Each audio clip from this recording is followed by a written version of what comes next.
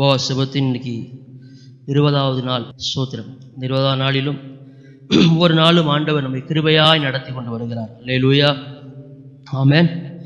எலியாவினுடைய வாழ்க்கையில் பார்த்தீங்கன்னா, எலியாவுக்கு ஆண்டவர் காகத்தை கொண்டு ஆண்டவர் போஷித்தார். ஆமென். அது மாத்திரமல்ல, ஸ்தோத்திரம், இந்த சாரிபாத் விதவையை வச்சு என்ன பண்ணார்? ஆண்டவர் அவனை போஷித்தார்.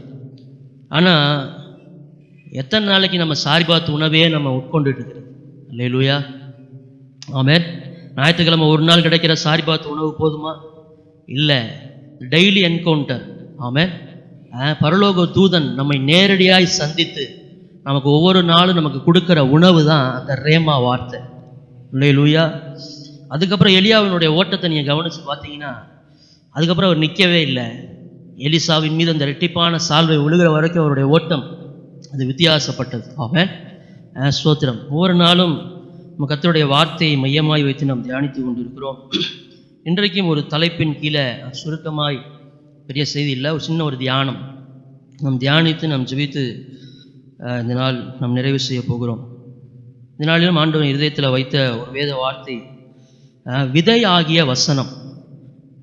பைபிளில் வசனத்துக்கு, வார்த்தைக்கு நிறையா இப்போ பாதைக்கு தீபம். ஆண்டவருடைய வசனம் எதுக்கு ஒப்பிடப்படுதுன்னா, பாதைக்கு தீபம், வெளிச்சம். அவருடைய வசனங்கிறது ஜீவ அப்பம். இப்படி நிறைய காரியங்கள் சொல்லப்படுகிறது. ஆனால் இன்றைக்கு ஆண்டவர் இதயத்தில் வைத்த ஒரு வார்த்தை விதையாகிய வசனம். ஆமென். வசனம் எதற்கு ஒப்பிடப்படுதுன்னா, விதைக்கு ஒப்பிடப்படுது. ஆமென். ஸ்தோத்திரம்.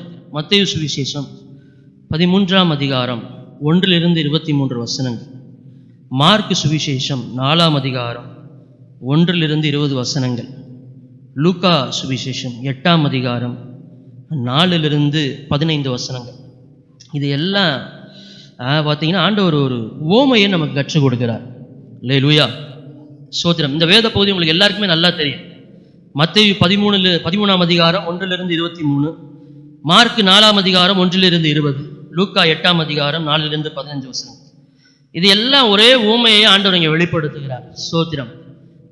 பார்த்தீங்கன்னா 2ஆம் வசனம், நீங்கள் 3ஆம் வசனம், மத்தேயு 3ஆம் வசனத்தை நீங்கள் வாசித்து பார்த்தீங்கன்னா, ஆண்டவர் விதைக்கிறவனுடைய ஒரு ஓமை.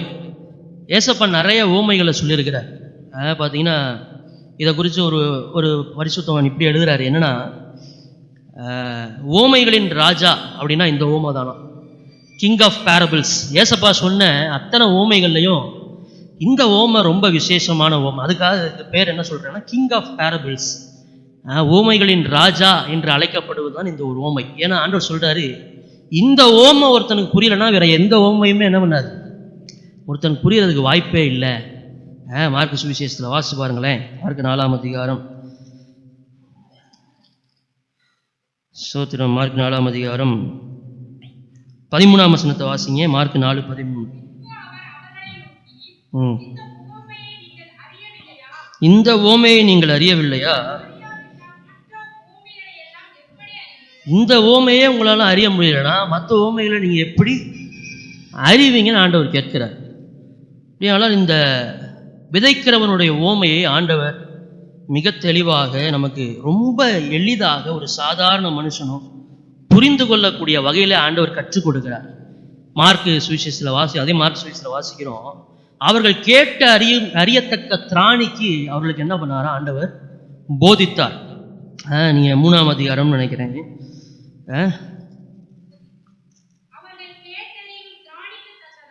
4:33 வாசிங்க. கேட்டு அறியும் திராணிக்கு தக்கதாக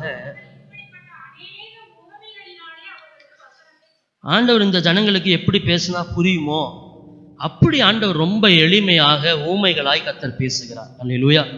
இன்னைக்கு இந்த செய்தியினுடைய தலைப்பு, இதுக்கு நான் விதையாகிய வசனம் அல்லது விதையாகிய வார்த்தை என்று நான் சொல்ல ஆசைப்படுகிறேன்னா, இந்த விதை இன்னைக்கு ஒரு 2 டாபிக்ல உங்களோட நான் பேச விரும்புகிறேன். என்னன்னா, முதலாவது, இந்த விதை என்றால் என்ன? What is seed? ஆங்கிலத்தில் இந்த விதைக்கு என்ன சொல்லுவோம்? சீடுன்னு சொல்லுவோம். என்னை பொறுத்தவரையும் பார்த்தீங்கன்னா, நான் முதல்ல தலைப்பை சொல்லிடுறேன். விதை என்றால் என்ன, ரெண்டாவது இந்த விதைக்குள்ள என்ன இருக்கு, இந்த 2 தலைப்பை தான் இன்னைக்கு பார்க்க போகிறோம். முதலாவது விதை என்றால் என்ன, ரெண்டாவது இந்த விதைக்குள் என்ன இருக்கிறது. இந்த 2 தலைப்பின் கீழே இன்றைக்கு நாம் இதரை சித்தமானால் நம்ம தியானித்து நாம் நிறைவு செய்வோம். முதலாவது இந்த விதை என்றால் என்ன. இந்த நான் சொன்ன 3 சுவிசேஷங்களிலுமே ஆண்டவர் ரொம்ப தெளிவாய் இந்த விதை என்பது தேவனுடைய வசனம் என்பதை தெளிவுபடுத்துகிறார். அல்லேலூயா. உதாரணத்துக்கு நீ வாசிச்சு பாருங்க, மார்க் 4ஆம் அதிகாரம் 14ஆம் வசனத்தை வாசிங்க. மார்க் 4:14. விதைக்கிறவன் எதை விதைக்கிறான்? வசனத்தை விதைக்கிறான். இதை ரொம்ப அழகா லூக்கா ரொம்ப அழகா எழுதுறார்.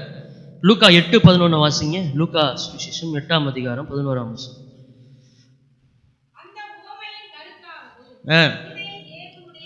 விதை என்பது தேவனுடைய வசனம். அல்லேலூயா. ஆமென். சத்தமா இல்லையா சொல்லுவோம். அப்படியானால் இன்னைக்கு நான் 2 தலைப்பு சொன்னேன் இல்லையா.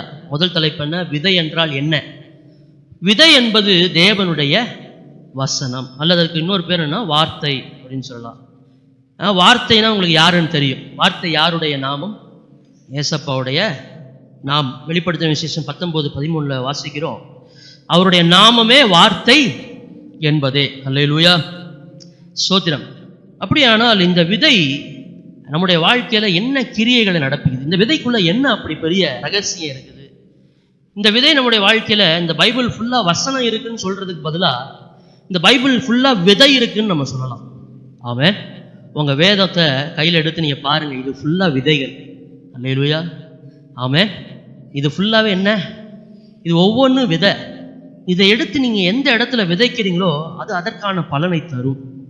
இதை எந்த சூழ்நிலையில நீங்க விதைக்கிறீங்களோ அதற்கான பலனை அதை நிச்சயம் தரும்.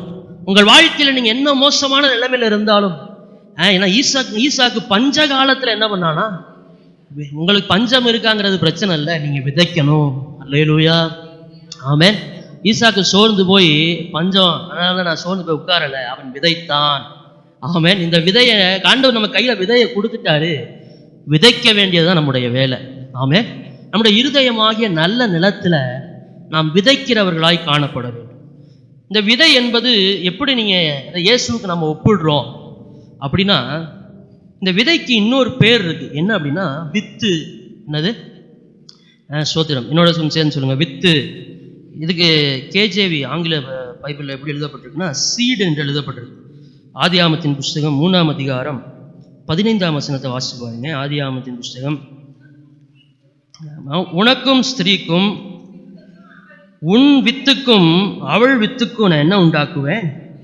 பகை உண்டாக்குவேன். இந்த வித்துங்கிற வார்த்தை ஆங்கில பைபிள் எப்படி இருக்குன்னா சீடுன்னு இருக்கு. ஒரு பைபிள் ஆஃப் ஸ்பிரிங் இருக்கு, இன்னொரு பைபிள் சீடு. சீடு என்றால் விதை. இப்போ உதாரணத்துக்கு நான் உங்களை கேட்குறேன், ஒரு வித்துங்கிறது ஆணுக்குள்ள இருக்குமா பெண்ணுக்குள்ள இருக்குமா? வித்துங்கிறது யார்கிட்டேருந்து வர்றது? ஆண்கிட்டேருந்து வர்றதா பெண்ணுகிட்டேருந்து வர்றதா? ஆணுகிட்டேருந்து வர்றது தான் என்னது? வித்து. ஆனால் ஆண்டவர் இங்கே ஒரு கான்ட்ராஸ்டாக ஒரு வேர்டு எழுதி வச்சிருக்கிறாரு, உன் வித்துக்கும் அவள் வித்துக்கும்னு பகை உண்டாக்குவேன்னு சொல்றாரு. அப்படி அதுக்கு எப்படி இந்த வார்த்தை அவள்னு வரும்? இங்கே ஒரு பெண்ணை குறிக்குது இல்லையா, அவள் வித்துக்கும். அப்படியானால் ஆண்டவர் இந்த சீடுங்கிற வார்த்தை கிரேக்க பதத்தில் எப்படி இருக்குன்னா ஸ்பெர்மா அப்படின்னா என்னன்னா ஆணுக்குள்ளேருந்து வருகிற ஒரு வித்து என்று குறிப்பிடப்படுகிறது. ஸ்தோத்திரம். இந்த வித்து என்ன பண்ணுது அப்படின்னா ஒரு ஆணுக்குரியதான். பிசாசு அங்கேதான் ஏமாந்துட்டான். பிசாசு என்ன பண்ணிட்டான்? அங்கேதான் ஏமாந்துட்டான். ஆண்டவர் சொல்றாரு, உன் வித்துக்கும் அவள் வித்துக்கும் நான் என்ன உண்டாக்குவேன்? பகை உண்டாக்குவேன்னா பிசாசு நினைச்சிட்டான், சரி இந்த உலகத்துல யாரோ மனுஷன் மூலமா ஆண்டவர் என்ன பண்ண போறாரு, ஏதோ ஒரு மனுஷனுடைய வித்துனால அவர் பிறக்க போறான்னு சொல்லி அந்த இடத்துலதான் பிசாசு என்ன பண்ணிட்டான், அவன் ஏமாளிங்கிறத நிரூபிச்சுட்டான். ஆண்டவர் என்ன பண்ணாரு, இது ஒரு மனுஷனுடைய வித்து அல்ல, இது தேவாதி தேவனுடைய வித்து என்பதை ஆண்டவர் என்ன பண்ணாரு, வெளிப்பட. அதை யோவான் சுவிசேஷம் 1ஆம் வசனத்துல வாசிக்கிறோம். அந்த வார்த்தை மாம்சமாகி. அல்லேலூயா. ஆமென். மரியாளுக்குள் வயிற்றுக்குள்ள இருந்தது ஒரு மனுஷனுடைய வித்து அல்ல, அது தேவனுடைய வித்து. நான் இப்படி சொல்றேன், மரியாளுடைய வயிற்றுக்குள்ள இருந்தது ஒரு மனுஷனுடைய விதை அல்ல, அது தேவனுடைய விதை. அல்லேலூயா. அந்த வார்த்தை, அந்த விதை யாரு? இயேசுவே. வார்த்தை தான் அந்த விதை. அல்லேலூயா. ஆமென். ஸ்தோத்திரம். ஏனென்றால் பிரியமானவர்களே, முதல்ல அந்த விதைனா நம்ம என்னன்னு அறிஞ்சுக்கணும். இந்த விதை எங்கே, நீங்க இந்த வசனத்தை நீங்க படிச்சு பாருங்க, ரொம்ப அழகா உங்களுக்கு புரியும். பேதுருவின் புஸ்தகம் 1 பேதுரு 1:23 வாசிங்களேன். 1 பேதுரு 1:23. அழிவுள்ள வித்தினாலே அல்ல என்றைக்கும், கொஞ்சம் அந்த வசனத்தை நிதானமா வாசிங்க. அழிவுள்ள வித்தினாலே அல்ல என்றென்றைக்கும் நிற்கிறதும் ஜீவனுள்ளதுமான தேவ வசனமாகிய அழிவில்லாத வித்தினாலே மறுபடியும் ஜெனிப்பிக்கப்பட்டிருக்கிறீர்களே. அல்லேலூயா, ஆமென். நீங்கள் அழிவுள்ள வித்தினாலே அல்ல, அழியாத ஒரு மகா பெரிய வித்தினாலே நீங்கள் ஜெனிப்பிக்கப்பட்டிருக்கிறீர்கள். அல்லேலூயா. இந்த வித்து எப்படிப்பட்ட வித்துனா, அழியாத வித்து, அழியாத வார்த்தை. வானமும் பூமியும் ஒளிந்து போனாலும் அவருடைய வார்த்தை ஒரு நாள், வார்த்தைக்கு சாவே கிடையாதுங்க. அல்லேலூயா. வார்த்தைக்கு மரணமே கிடையாது. இந்த உலகத்துல வார்த்தை ஒரு நாளும் அது எதற்காய் அனுப்பப்பட்டதோ அது நிச்சயம் செய்து முடிக்கும். அல்லேலூயா.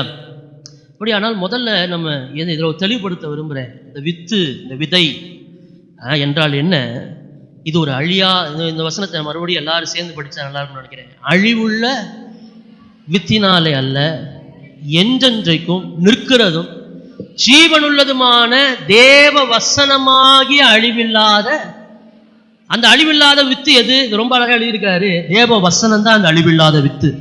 அல்லேலூயா. நீங்கள் மறுபடியும் ஜெனிப்பிக்கப்பட்டீர்கள், நீங்கள் மறுபடியும் ரட்சிக்கப்பட்டீர்கள். எதனால? அழிவில்லாத அந்த வித்தினாலே. அல்லேலூயா, ஆமென். இப்போ உங்களுக்கு ஒரு அவுட்லைன் கிடைச்சிருக்குன்னு நினைக்கிறேன். விதை, விதை என்றால் என்ன? வசனம். வசனத்துக்கு, அந்த விதைக்கு இன்னொரு பேர் இருக்கு, வித்து. இந்த வித்து யாரால உண்டாது? தேவனாலே உண்டான வித்து. அல்லேலூயா, ஆமென். இது மரியாளுக்குள் வயிற்றுக்குள்ள வார்த்தை, இந்த வித்து வார்த்தையாக மாம்சமாகி இந்த பூமியில வந்தது. அல்லேலூயா. இதைத்தான் ஆண்டவர் சொல்றாரு, எப்பா நீங்க அழிவுள்ள வித்தினால் அல்ல, என்றென்றைக்கும் நிற்கிறதும் ஜீவன் உள்ளதுமான தேவவசனமாகிய அழிவில்லாத வித்தினாலே மறுபடியும் சினிப்பிக்கப்பட்டிருக்கிறது. இந்த வசனத்தின் மூலமே ஆண்டவர் நமக்கு இதை தெளிவுபடுத்தி இருக்கிறார். அல்லேலூயா. சரி, அப்ப மறுபடியும் இந்த விதைக்கு நான் வர்றேன். அந்த வித்துக்குள்ள நான் உங்களுக்கு போனா அது வேற மாதிரி போயிடும். நான் விதைக்கு வர்றேன். நான் உங்கள்ட்ட ஒரு கேள்வி கேட்கிறேன். இன்னைக்கு நீங்க பார்க்கிற எல்லா மரமும், எல்லா செடியும், எல்லா பெரிய பெரிய கனிதரும் மரங்களும் ஒரு நாள்ல விதையா இருந்துச்சு. உண்மையா? எல்லாமே ஒரு நாள் எதுவா இருந்துச்சு? விதையா இருந்தது தான் இன்னைக்கு மரமாய் மாறி இருக்கிறது. ஒரு நாள் விதையா இருந்தது தான் இன்னைக்கு கனிதரும் செடியாய் மாறி இருக்கிறது. ஒரு நாள் விதையா இருந்தது தான் நமக்கு சுகம் தருகிற ஒரு மருந்து கொடுக்கிற ஒரு விருட்சமாக மாறி இருக்கிறது. அல்லேலூயா. இப்பெல்லாம் இதுக்கெல்லாம் ஆரம்பம் எங்க இருக்கு? விதையில தான் இருக்கு. ஆமென். இந்த விதை எவ்வளவு முக்கியமானது. ஆமென். சரி, இன்னைக்கு நான் முதல் விஷயம், விதை என்றால் என்ன ஓரளவு நான் சொல்லிட்டேன்னு நினைக்கிறேன். நம்ம ரெண்டாவது தலைப்புக்கு நேராக போவோம். இந்த விதைக்குள் என்ன இருக்கிறது? இதை இருக்கிற ஒரு 10 நிமிஷத்துல நம்ம தியானிச்சு நம்ம ஜெபிக்க போகிறோம். இந்த விதைக்குள்ள அப்படி என்ன இருக்கிறது? ஸ்தோத்திரம். அன்னைக்கு இந்த விதைக்குள்ள என்ன இருக்கிறதுங்கிறத சொல்லுவதற்கு முன்பாக நம்ம எப்பேற்பட்ட விதையை நம்ம தியானிக்கிறோம் தெரியுமா? மத்தேயு சுவிசேஷம் 17ஆம் அதிகாரம் 20ஆம் வசனத்தை வாசிச்சுட்டு நம்ம அதுக்குள்ள போவோம். மத்தேயு 17:20.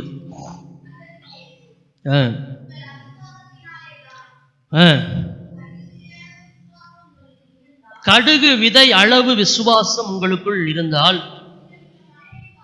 இந்த வார்த்தையை மாத்திரம் எல்லாரும் சொன்னா நல்லா நினைக்கிறேன். சொல்லுங்க, கடுகு விதை அளவு விசுவாசம். சொல்லுங்க, கடுகு விதை அளவு விசுவாசம். இது விசுவாசத்துக்காக சொல்லப்பட்ட கான்டெக்ஸ்ட். ஆனா இந்த வசனத்தை நான் எப்படி பார்க்கிறேன்னா, உங்களுடைய விதையினுடைய அளவு கடுகு சைஸா இருந்தாலும் அது பிரச்சனை இல்லை. ஆமென். நான் சொல்ற மறுபடியும் கவனிங்க. உங்களுடைய விதையினுடைய அளவு கடுகு சைஸா இருந்தாலும் பிரச்சனை இல்லை. ஆனா நீங்கள் அது மேல் வைக்கிற விசுவாசம் பெரிதா இருக்கும் பொழுது உங்க வாழ்க்கையில பெரிய மாற்றங்களை கொண்டு வரும். அல்லேலூயா. விதை சின்னதுதான், ஆனா அது மேல நீங்க நம்பிக்கை வைக்கும் பொழுது, அது மேல நீங்க விசுவாசம் வைக்கும் பொழுது பெரிய பர்வதங்களை அது அசைக்கும். விதை சின்னதுதான், ஆனால் அது மேல நீங்க நம்பிக்கை வைக்கும் பொழுது உங்க வாழ்க்கையில அது பெரிய பெரிய மாற்றங்களை கொண்டு வரும். அதே போலதான் வசனம் உங்களுக்கு பார்க்க ஒருவேளை ஒரு சின்னதா தெரியலாம், ஆனால் நீங்க அது மேல விசுவாசம் வச்சு பாருங்க. பெயர்க்கக்கூடாத மலைகளை அது பெயர்க்கும், அசைக்க முடியாத மலைகளை அது அசைக்கும், நீக்க முடியாத வியாதிகளை அது நீக்கும். அல்லேலூயா, ஆமென். அதுதான் அந்த வார்த்தையை நான் எப்படி படித்தேன். கடுகு விதையளவு விசுவாசம். ஆமென். இது எப்படி இருக்குன்னா, கடுகு விதை அளவு. ஆனால் தனித்தனியாக பிரித்து பாருங்க. உங்க விதையினுடைய அளவு கடுகு சைஸா இருந்தாலும் பிரச்சனை இல்லை. ஆனா உங்க விசுவாசம் பெருசா இருந்துச்சுன்னா கர்த்தர் பெரிய காரியங்களை உங்கள் மூலமாய் செய்ய வல்லவராயிருக்கிறார். அல்லேலூயா. இப்ப நேரடியாக அந்த காரியத்துக்கு நேராக போவோம். இந்த விதைக்குள்ள என்ன இருக்கிறது? பிராக்டிக்கலா பேச விரும்புறேன். பொதுவாகவே ஒரு விதையில என்ன இருக்கும்? கரெக்டான பாயிண்ட். ஃபர்ஸ்ட் வந்து ஜீவன் இருக்கும். அந்த விதைக்குள்ள என்ன இருக்கும்? ஒரு உயிர் இருக்கு அதுக்குள்ள. பார்த்தீங்கன்னா இந்த பாட்னி இந்த இதெல்லாம் படித்தவங்களுக்கு உங்களுக்கு தெரியும். தமிழில் பார்த்தீங்கன்னா அதுக்கு கரு, அதில் என்ன இருக்கு? கரு இருக்கு, அதுக்குள்ள ஜீவன் சொல்லுவாங்க. ரெண்டாவது அதுக்குள்ள என்ன இருக்குன்னா கருவும் திசுன்னு சொல்லுவாங்க. ஆங்கிலத்தில் எண்டோஸ்பம்னு சொல்லுவாங்க. முதல்ல எம்பரியோன்னு சொல்லுவாங்க, அதுக்கப்புறம் எண்டோஸ்பம்னு சொல்லுவாங்க. அதுக்கு மேலே பார்த்தீங்கன்னா அந்த கருவினுடைய பார்த்தீங்கன்னா ஒரு மேலான ஓடு. இது மூணும் சேர்ந்தது தான் என்னது? விதை. அல்லேலூயா சொல்லுங்க. இன்னைக்கு ஒரு 3 காரியத்தை உங்களுக்கு நான் சொல்ல விரும்புறேன். இந்த விதைக்குள்ள என்ன இருக்கிறது, என்ன ரகசியம் இருக்கிறது, இதை நம்ம அறிஞ்சோம்னா ரொம்ப ஆச்சரியமா இருக்கும். நீங்க என்னைக்காவது யோசிச்சிருக்கிறீங்களா? இவ்வளவு பெரிய மரம் ஒரு சின்ன விதைக்குள்ளேருந்து தான் வந்துச்சு. இன்னைக்கு நம்ம சாப்பிட்ற ரொம்ப அழகான இந்த உணவு, இந்த பழங்கள் ஒரு சின்ன விதையிலேருந்து வந்துச்சு. ஆண்டவர் எவ்வளவு ஆச்சரியமானவர். அல்லேலூயா. அதனாலதான் ஆண்டவர் இது ஓமைகளின் ராஜான்னு சொல்றார். ஆண்டவர் இந்த எளிமையான ஓமையின் மூலமா ஒரு பெரிய சத்தியத்தை ஆண்டவர் நமக்கு கற்றுக் கொடுக்கிறார். ஆமென். முதலாவது ஒரு விதைக்குள்ள இருப்பது, இந்த 3ஐயுமே நான் சொல்லிடுறேன். முதலாவது ஜீவன் இருக்கிறது. ஆமென். முதல்ல லைஃப் இருக்கு. இந்த விதைக்குள்ள இருப்பது முதல்ல ஜீவன். இரண்டாவது இந்த விதைக்குள் இருப்பது ப்ரொவிஷன். உங்களுக்கு தேவையான அத்தனை பார்த்தீங்கன்னா ஆசீர்வாதங்கள், உங்களுக்கு தேவையான அத்தனை பலன்கள் இந்த விதைக்குள்ள இருக்கிறது. மூணாவது ப்ரொடெக்ஷன். உங்களுக்கான அத்தனை பாதுகாப்பும் இந்த விதைக்குள்ள இருக்கிறது. அல்லேலூயா. ஆமென். எல்லாரும் சொல்லுங்க லைஃப். எல்லாரும் சொல்லுங்க ஜீவன். ரெண்டாவது ப்ரொவிஷன், பராமரிப்பு. சொல்லுங்க மூணாவது பாதுகாப்பு. இது 3ஐயும் சொல்லுங்க. ஜீவன், பராமரிப்பு, பாதுகாப்பு. இது 3மே இந்த விதைக்குள்ள கர்த்தர் வச்சிருக்கிறார். எப்படின்னு பார்ப்போம். முதலாவது இந்த ஜீவன். இந்த விதைக்குள்ள ஆண்டவர் என்ன ஜீவனை வச்சிருக்கிறார்? 1 கொரிந்தியர் புஸ்தகம் 15ஆம் அதிகாரம் 36ஆம் வசனத்தை வாசிச்சு பாருங்க. 1 கொரிந்தியர் 15:36. புத்தியினனே, நீ விதைக்கிற விதை செத்தால் ஒழிய உயிர்க்க மாட்டாதே. அல்லேலூயா. ஆண்டவர் சொல்றாரு, நீ விதைய ஒரு மண்ணுக்குள்ள போட்டு அதை மூடும் பொழுது அதுக்குள்ளிருந்து ஒரு ஜீவன் என்ன பண்ணுது? புறப்பட்டு வருகிறது. அல்லேலூயா. ஆமென் சொல்லுங்க. எத்தனை பேர் விசுவாசிக்கிறீங்க ஒரு விதைக்குள்ள ஆண்டவர் ஒரு உயிரை வச்சிருக்கிறாருன்னு எத்தனை பேர் நம்புறீங்க? ஆமென். அது உண்மையானால் இந்த வசனமாகிய விதைக்குள்ள நமக்கு தேவையான ஜீவனை கர்த்தர் வைத்திருக்கிறார். அல்லேலூயா. யோவான் சுவிசேஷம் 1ஆம் அதிகாரம் 1லிருந்து 4 வசனங்களை நீங்க வாசிச்சு பாருங்க. யோவான், அந்த ஆதியிலே வார்த்தை இருந்தது, அந்த வார்த்தை தேவனா இருந்தது, அவர் ஆதியிலே தேவனோடு இருந்தார். 3ஆம் வசனம் சகலமும் அவர். 4ஆம் வசனத்தை வாசிங்க. 4ஆம் வசனம், அவருக்குள் என்ன இருந்தது? ஜீவன் இருந்தது, அந்த ஜீவன் மனுஷருக்கு. அப்படியானால் இந்த வசனமாகிய விதைக்குள்ள நமக்கு தேவையான ஜீவனை ஆண்டவர் வைத்திருக்கிறார். ஆமென். அது மாத்திரமல்ல, யோவான் 14:6 நீங்க வாசிச்சு பாருங்க. யோவான் 14:6 உங்களுக்கு மனப்படமா தெரிஞ்ச வசனம். அவரே நமக்கு என்னவா இருக்கிறாரு? நானே வழியும் சத்தியமும் ஜீவனுமா இருக்கிறேன். ஆமென். என்னை விசுவாசிக்கிறவன் என்னை இல்லாமல் ஒருவனும் பிதாவினிடத்துல. எபிரேயர் 4:12 வாசிங்களேன். எபிரேயர் புஸ்தகம் 4ஆம் அதிகாரம் 12ஆம் வசனம். எபிரேயர் புஸ்தகம் 4. தேவனுடைய வார்த்தையானது வகையறுக்கிறதாயும் இருக்கிறது. அல்லேலூயா. வசனம் தெளிவா சொல்லுது, வார்த்தைக்குள்ள என்ன ஆண்டவர் வச்சிருக்கிறாரு? ஜீவனை கர்த்தர் வைத்திருக்கிறார். அல்லேலூயா. நம்முடைய வாழ்க்கையில மரித்து போன எந்த சூழ்நிலைகளுக்குள்ளேயும் கர்த்தர் இந்த விதையை நீங்க விதைச்சு பாருங்க. ஒருவேளை உங்க பொருளாதாரம் செத்து போய் கிடக்குதா? இந்த விதையை நீங்க விதைச்சு பாருங்க. உங்கள் உடல் சரீரம் செத்து போய் கிடக்குதா? இந்த விதையை நீங்க விதைச்சு பாருங்க. ஆண்டவர் அந்த இடத்துல உங்களுக்கு ஒரு புதிய ஜீவனை கட்டளையிட வல்லவராக இருக்கிறார். அல்லேலூயா.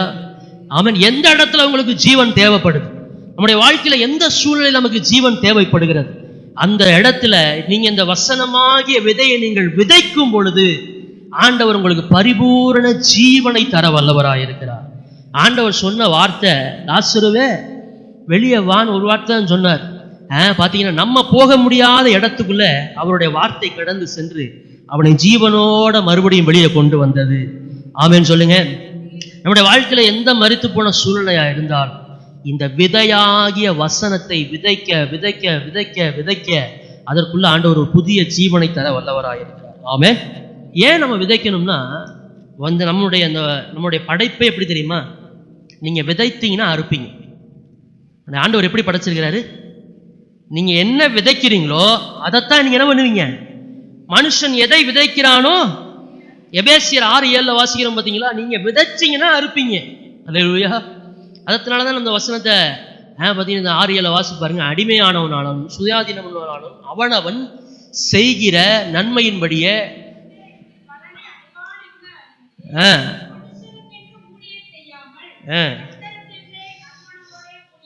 2 கொரிந்தியர் 9:6 வாசி பாருங்களேன். 2 கொரிந்தியர் புஸ்தகம் 9ஆம் அதிகாரம் 6ஆம் வசனம். 2 கொரிந்தியர் 9:6. சிறுக விதைக்கிறவன் சிறுக அறுப்பான், பெருக விதைக்கிறவன் பெருக அறுப்பான். ஆமென். நம்ம வசனத்தை எவ்வளவு விதைக்கிறோமோ அவ்வளவு ஜீவனை நாம் அறுப்போம். அல்லேலூயா. ஆமென் சொல்லுங்க. சரி, இப்ப ரெண்டாவது, முதல்ல ஒரு விதைக்குள்ள என்ன இருக்குன்னு சொன்னேன்? ஜீவன் இருக்கிறது. ரெண்டாவது, ஒரு விதைக்குள்ள நமக்கு தேவையான எல்லா ப்ரொவிஷன், எல்லா விதமான பராமரிப்பை ஆண்டவர் ஒரு விதைக்குள்ள வச்சிருக்கிறார். உங்களால நம்ப முடியுதா? இப்போ ஒன்றும் இல்லை. இப்போ எங்கள் வீட்டில் ஒரு அத்தி மரம் இருக்கு. இந்த அத்தி பழம் அங்கே வைக்கிறப்ப ஒரு சின்ன செடியாக, ஒரு சின்ன விதையாக தான் நான் என்ன பண்ணோம், அதை வச்சோம். இன்னைக்கு பார்த்தீங்கன்னா ஒரு பெரிய மரமாகி இன்னைக்கு அதெல்லாம் நாங்கள் பொறுக்கி அள்ள முடியல. அவ்வளவு பார்த்தீங்கன்னா வீட்டு வாசல் என்ன பண்ணும், கொட்டி கிடக்குது. அப்போனா அந்த பலனை நாங்கள் ஒரு 10 வருஷத்துக்கு முன்னாடி பார்க்கல. ஆனால் இந்த விதைக்குள்ள அவ்வளவு பலனையும் ஆண்டவர் வச்சிருந்தார். அல்லேலூயா. எங்கள் வீட்டுக்கு முன்னாடி பார்த்தீங்கன்னா ஒரு ஆவின் பூத்து இருக்கு. அந்த ஆவின் பூத்தில் வேலை செய்கிற அம்மாவுக்கு ஒரு வியாதி. அந்த வியாதி அந்த அம்மா சொன்னாங்க, சார் உங்கள் வீட்டில் வந்து அத்தி மரம் இருக்கிறத பார்த்தேன். அது வந்து அந்த அத்தி பழம் சாப்பிட்டா அந்த வியாதிக்கு ரொம்ப நல்லது. அதனால் தயவுசெய்து உங்கள் வீட்டில் அந்த அத்தி பழத்தெல்லாம் நாங்கள் பொறுக்கிக்கட்டுமான்னு கேட்டாங்க. தாராளமாக எடுத்துங்கன்னு சொன்னால் வந்து பார்த்தீங்கன்னா எப்பயுமே அவங்களுக்கு அது ஒரு மருந்தாகவே அவங்க வந்து என்ன பண்ணுறாங்க, வருஷம் வருஷம் வந்து எடுத்துகிட்டு போகிறாங்க. இப்போ பார்த்தீங்கன்னா ரொம்ப நல்லா ஆயிட்டாங்க. அவங்களுக்கு தேவையான இந்த ரத்தம் உள்ள என்ன ஆகுது, சுரக்கிறதற்கு இந்த அத்தி பரமானது என்ன பண்ணுது, பயன்படுகிறது. அல்லேலூயா. ஆமென். அப்போ ஒரு மனுஷனுக்கு தேவையான மருந்து, ஒரு மனுஷனுக்கு தேவையான உணவு, ஒரு மனுஷனுக்கு தேவையான சாப்பாடு, கனி எல்லாம் எதற்குள்ள இருக்கு? அந்த ஒரு விதைக்குள்ள கர்த்தர் வைத்திருக்கிறார். அல்லேலூயா. லூக்கா எழுதின சுவிசேஷம் 13ஆம் அதிகாரம் 19ஆம் வசனத்தை வாசிங்க. லூக்கா எழுதின சுவிசேஷம் 13ஆம் அதிகாரம் 19ஆம் வசனம். அது ஒரு கடுகு விதைக்கு ஒப்பா இருக்கிறது. தோட்டத்துல போட்டான், அது வளர்ந்து பெரிய மரமாயிற்று. அல்லேலூயா. போதும். அது வளர்ந்து என்னவா மாறிச்சு? ஒரு பெரிய கனி தருகிற ஒரு மரமாய் மாறி இருக்கிறது. ஆமென். ஸ்தோத்திரம். இதே போலதான் கர்த்தருடைய வசனமாகிய விதைய நீங்க விதைக்க விதைக்க விதைக்க உங்களுக்கு தேவையான அத்தனை பராமரிப்புகளையும் ஆண்டவர் வசனமாகிய விதைக்குள்ள கர்த்தர் வச்சிருக்கிறார். அல்லேலூயா. ஏசாயா புஸ்தகம் 55ஆம் அதிகாரம் 10ஆம் வசனம் 11ஆம் வசனம் நீங்க வாசிச்சு பாருங்க. ஏசாயா 55 10-11. மாறியும் உறைந்த மழையும் வானத்திலிருந்து இறங்கி அவ்விடத்துக்கு திரும்பாமல் பூமியை நினைத்து அதில் முளை கிளம்பி விடுபடி செய்து விதைக்கிறவனுக்கு விதையையும் புசிக்கிறவனுக்கு கொடுக்கிறது எப்படியோ அப்படியே என் வாயிலிருந்து புறப்படும் வசனமும் இருக்கும். அது வெறுமையா என்ன பண்ணாது, என்னிடத்தில் திரும்பாது. அது தான் விரும்புகிறதை செய்து நான் அதை அனுப்பின காரியமாகும்படி வாய்க்கும். அல்லேலூயா. ஆமென். நம்முடைய வாழ்க்கையில என்ன தேவையா இருந்தாலும் இந்த வசனமாகிய விதையை நீங்க தேடுங்க, அதை விதைக்க ஆரம்பிங்க. அந்த தேவைகளை எல்லாம் ஆண்டவர் நமக்கு சந்திக்க ஆரம்பிப்பார். அல்லேலூயா. ஆமென். இந்த 3 பாயிண்டையுமே கடைசியா ஒரு நபரோட நான் ஒப்பிட்டு முடிக்கிறேன். அவருடைய வாழ்க்கையில கர்த்தர் இந்த ஜீவனை கொடுத்தார், பராமரிப்பை கொடுத்தார், பாதுகாப்பை கொடுத்தார். ஒரே நபர்கிட்ட இருந்து நான் சொல்லி முடிப்பேன். கடைசியா ஒரு விதைக்குள்ள என்ன இருக்குன்னா பாதுகாப்பு என்ன இருக்கு. முதல்ல சொன்னேன் ஜீவன் இருக்கிறது, ரெண்டாவது பராமரிப்பு இருக்கிறது, மூணாவது பாதுகாப்பு. பாதுகாப்புங்கிறப்ப நீங்க அதே லூக்கா 13:19 நீங்க வாசி பாருங்க. லூக்கா 13ஆம் அதிகாரம் 19ஆம் வசனம். லூக்கா 13:19. அது ஒரு கடுகு விதைக்கு ஒப்பா இருக்கிறது.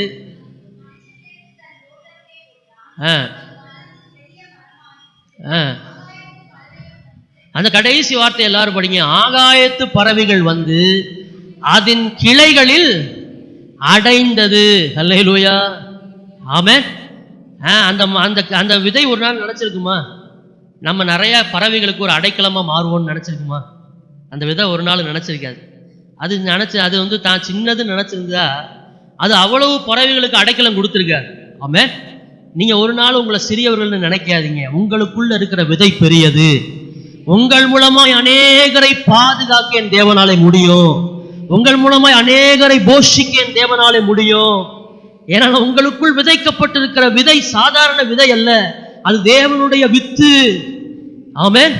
The seed of the holy God. ஆண்டவருடைய மிகப்பெரிய வித்தா இருக்கிறது. ஆமென். இதைத்தான் எபேசியர் 6ஆம் அதிகாரம் 17ஆம் வசனத்துல வாசிக்கிறோம். இந்த விதை நமக்கு பாதுகாப்புன்னு சொன்னேன் இல்லையா? ரெச்சன்யம் என்னும் தலை சீரா தேவ வசனமாகிய ஆவியின் இந்த வசனங்கிறது நமக்கு ஒரு பட்டயம். ஆமென். பட்டயத்துல 2 விஷயம் இருக்கு. ஒன்று அஃபென்ஸ், இன்னொன்று என்னது? டிஃபன். ஒன்று நம்மளை பாதுகாக்கிறது, இன்னொன்று சோத்திரம்.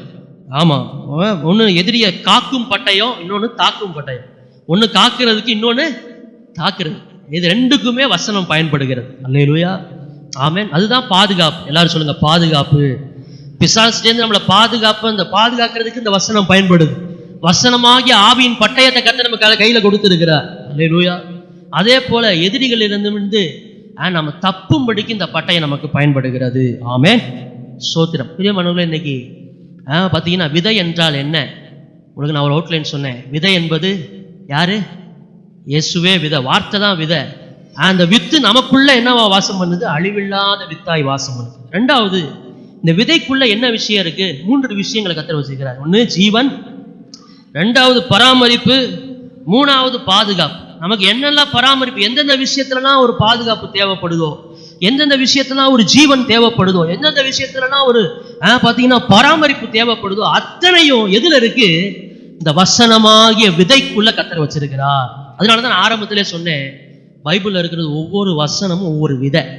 எடுத்து நீங்க விதைங்க. விதைக்க விதைக்க விதைக்க நாம் பலனை மிகுதியாய் நாம் அறுப்போம். ஆமென். சோத்திரம். கடைசியா ஒன்று நான் சொல்லி முடிக்கிறேன். இது 3மே பழைய ஏற்பாட்டில் ஒரு தேவ மனுஷனுடைய வாழ்க்கையில் அப்படியே நடந்துச்சு. அவன் வார்த்தையை நம்பியே ஓடி ஓடி ஜெயிச்சு முடிச்சார். அவனுக்குள்ள பார்த்தீங்கன்னா ஆண்டவர் ஜீவனை கொடுத்தார். ஆண்டவர் நான் செத்தர்றேன்னு சொன்னான், நீங்க கண்டுபிடிச்சிருவீங்க யாருன்னு. நான் செத்தர்றேன்னு சொன்னான், ஆண்டவர் இல்லப்பா நீ ஓடுனார். வார்த்தையை கொடுத்தார், தொடர்ந்து ஓடுனான். அவன் யாரு? எலியா. கரெக்டா சொல்லிட்டீங்க, எலியா. எலியா அவனுடைய வாழ்க்கையில ஆண்டவரே நான் என்ன பண்றேன், சாகுறேன் ஆண்டவரே. ஆண்டவர் சொன்னார், இல்ல நீ போக வேண்டிய தூரம். ஒரு சின்ன வார்த்தையை தான் ஆண்டவர் கொடுத்தாரு. ஆண்டவர் அவனை தொடர்ந்து ஓட வச்சார், ஒரு ஜீவனை கொடுத்தார். ஆமென். அது மாத்திரமல்ல, ஆண்டவர் அவனுக்கு தேவையான பராமரிப்பை வார்த்தையினாலே கொடுத்தார். காகத்திட்ட சொல்லி ஆண்டவர் சொன்னாரு, போய் அவனுக்கு என்ன கொடு.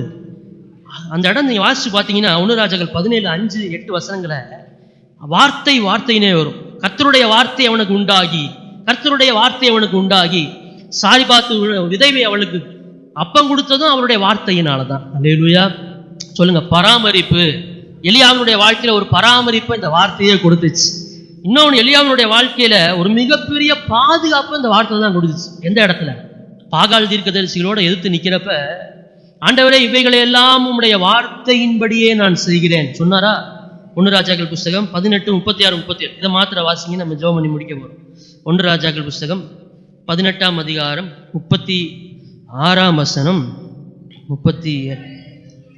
அந்திபலும் செலுத்தும் நேரத்திலே இந்த காரியங்களை எல்லாம் உம்முடைய வார்த்தையின்படியே செய்தேன் என்றும் இன்றைக்கு விளங்க பண்ணும். அல்லேலூயா. ஒருவேளை அங்கேருந்து அக்கினி மட்டும் இறங்கலைன்னா அவருடைய கதி என்ன ஆயிருக்கும்? ஆமென். அன்னைக்கு அவர் தலையும் தப்பிச்சிச்சு. அதான் நான் சொன்னேன், அஃபென்ஸ் டிஃபென்ஸ். இது 2மே அன்னைக்கு எலியாவுக்கு பயன்பட்டுச்சு. இந்த வார்த்தை அவனையும் பாதுகாத்துச்சு, எதிராளியும் வெட்டி சாய்த்தது. அல்லேலூயா. ஆமென். எலியாவுடைய வாழ்க்கையில இந்த விதையை அவர் சுமந்தார். போற விடவெல்லாம் அந்த வசனமாகிய விதைய பார்த்தீங்கன்னா சுமந்த ஒரு மனுஷன். நம்மை போல ஒரு பாடுள்ள மனுஷன் தான் இந்த எலியா. யாக்கோபுல வாசிக்கிறோம் பார்த்தீங்களா?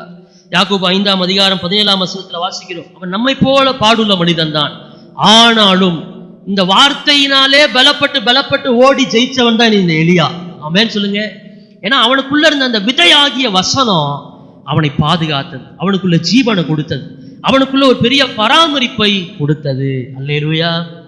ஆமென். கடைசி ஒரு வசனத்தை எல்லாரும் நம்ம எடுத்து வாசிக்க போறோம். 2 கொரிந்தியர் புஸ்தகம் 6ஆம் அதிகாரம் 8ஆம் வசனத்தை வாசிங்க. 2 கொரிந்தியர் புஸ்தகம் 6ஆம் அதிகாரம். இல்லை மன்னிக்கணும். மாம்சத்துக்கென்று விதைக்கிறவன் மாம்சத்தினாலே அழிவை விதைப்பான். அது எந்த வசனம்? ஸ்தோத்திரம்.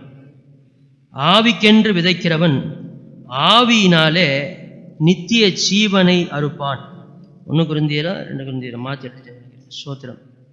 சரி, இந்த வசனத்தை நீங்க எடுத்து படிச்சு பாருங்க. மாம்சத்துக்கென்று விதைக்கிறவன் மாம்சத்தினாலே எதை அறுப்பானா? அழிவை அறுப்பான். ஆவிக்கென்று விதைக்கிறவன் ஆவியினாலே நித்திய ஜீவனை அறுப்பான். அல்லேலூயா. அவன் இன்னைக்கு ஒரே ஒரு விஷயத்தை உங்க மனசுல பதிச்சுக்குங்க. இந்த வசனம் என்பது விதை. ஆமென். இந்த விதைக்குள்ள ஜீவனை கர்த்தர் வச்சிருக்கிறார். இந்த விதைக்குள்ள நமக்கு தேவையான அத்தனை பராமரிப்பையும் கர்த்தர் வச்சிருக்கிறார். இந்த விதைக்குள்ள நமக்கு தேவையான அத்தனை பாதுகாப்பையும் கர்த்தர் வச்சிருக்கிறார். ஆமென். இதை மூணையும் சுமந்தவன் தான் எலியா. எலியா நம்மளை போல ஒரு பாடுள்ள மனுஷன் தான். ஆனா அவனுக்குள்ள இருந்த அந்த விதையாகிய வார்த்தை எல்லா இடத்துலயும் வார்த்தை தான் அவனுக்குள்ள ஜீவனை கொடுத்தது, அவனுக்குள்ள பராமரிப்பை கொடுத்தது, அவனுக்குள்ள பாதுகாப்ப. கலாத்தியர் 6:8 கலாத்தியர் 6:8 அதை மாத்திரம் எல்லாரும் சேர்ந்து வாசிச்சு முடிப்போம். கலாத்தியர் 6:8 எல்லாரும் சேர்ந்து வாசிப்போம். தன் மாம்சத்துக்கென்று விதைக்கிறவன் மாம்சத்தினாலே அழிவை அறுப்பான். ஆவிக்கென்று விதைக்கிறவன் ஆவியினாலே நித்திய ஜீவனை அறுப்பான். அல்லேலூயா. ஆமென். இன்னையிலிருந்து நம்ம ஆவிக்குரிய வாழ்க்கையில அதிகமாய் நாம் விதைப்போம், அதிகமாய் நாம் அறுக்க போகிறோம். ஆமென். இந்த வசனங்கிற விதையை நீங்க விதைச்சு கொண்டே இருங்க. நமக்குள்ள ஆண்டவர் ஜீவனை கொடுப்பார், பராமரிப்பை கொடுப்பார், பாதுகாப்பை கொடுப்பார். அதை இன்னுமாய் பெருக செய்வார். ஏன்? இந்த வசனங்கிறது சாதாரண விதை கிடையாது. இது தேவனுடைய வித்து. அல்லேலூயா. ஆமென். இது மிகப்பெரிய தேவனுடைய வித்து. இந்த வித்து தான் மாம்சமாகி அது ஜீவனாய் நமக்குள்ளே வாசம் பண்ணுங்க.